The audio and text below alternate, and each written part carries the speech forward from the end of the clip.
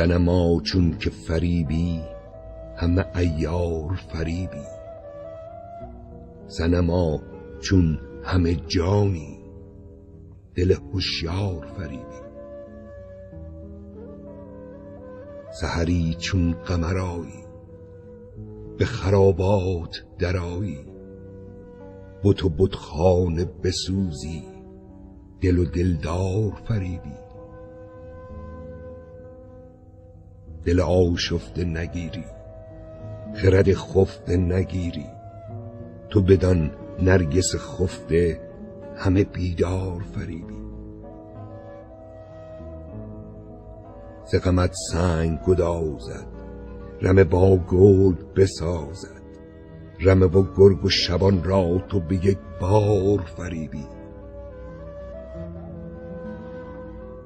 چه کنم جان و بدن را، چه کنم قوت تن را،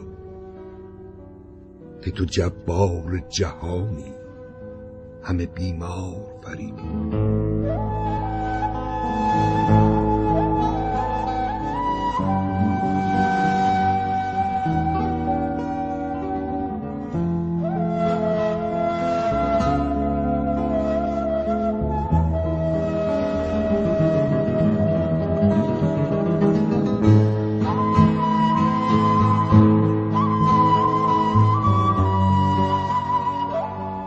قمر زنگی شب را تو کنی رومی محروم، همه کوران سیه را تو به انوار فریبی.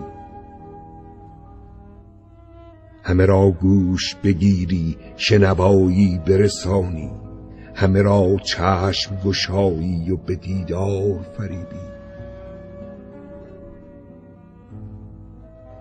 تو نه آنی که فریبی ز کسی صرفه بجویی، تو همه لطف و عطایی، تو به ایثار فریبی.